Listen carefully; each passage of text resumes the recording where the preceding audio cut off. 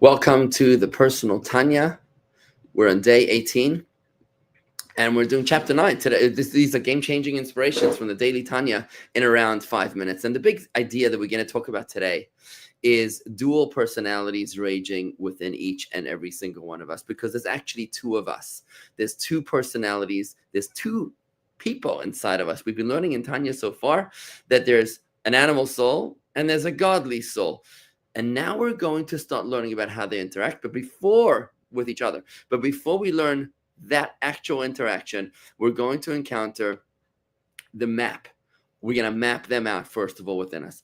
The Tanya today tells us that the animal soul, the nefesh habahamis, the animal soul, is primarily seated within the emotions of the heart, which means that it is primarily an emotional mindset.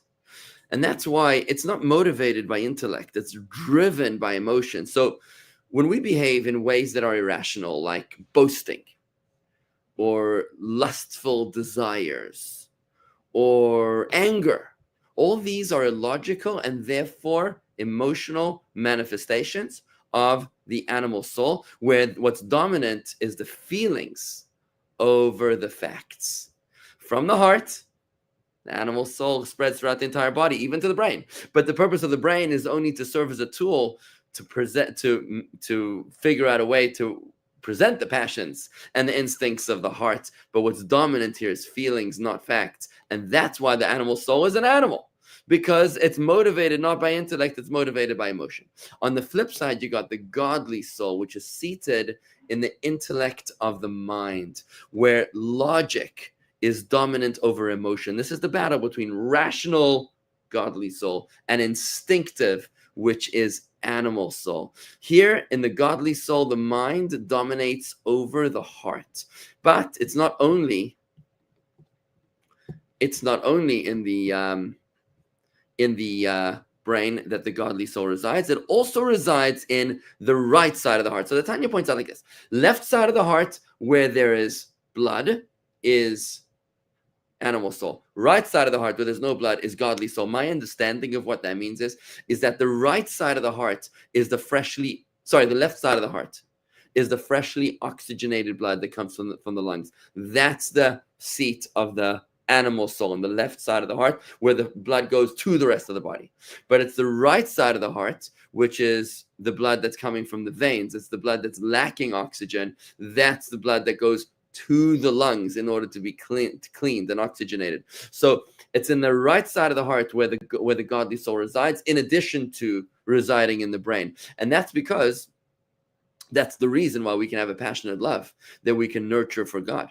We're actually supposed to nurture a passionate love for God, but it's got to be motivated by the mind. So in the case of the godly soul, the love can only really come after meditation. It doesn't come naturally like the love of the animal soul, which needs no prior meditations. It's not. If you're not emotionally manifesting love for God, then you're not actually fully living. You might be expressing your godly soul cerebrally, but not rationally, but not emotionally. And you've got to be fully emotionally present with your godly soul as well, in order to be fully human and fully expressive of who you are. There's a beautiful story of the chassid of the Alter Rebbe. His name was Ramosha Maisels, who was during the war of the Franco-Russian War in 1812. The Alter Rebbe supported the Tsar against Napoleon. So the Alter Rebbe sent Moshe Maisels, who was trilingual, French, Russian, Hebrew, and Yiddish, quadrilingual. He sent him to serve as a spy in the highest echelons of the cabinet of Napoleon. So there he was, this chassid who was supposedly supporting the French, but really he was working for the Russians. One day, Napoleon felt that there was a traitor in his midst, and he thought that it was this guy, Moshe Maisels. He storms into the office, places his hand on the heart of Moshe Maisels, and he says to him, "You're a traitor, you're a spy." And he feels his heart to see if it's going to be pounded.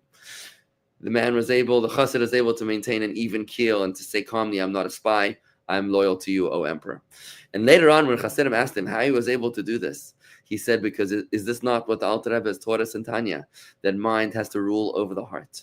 This is how we live our lives. It's conscious living. It's godly soul mindset, where the godly soul is constantly in control. The mind rules over the heart. If your mind does not rule over your heart, you're dominated by your animal soul. You're living the life of an animal, an instinctive life, instead of a rational life. And that is the shift between the two souls.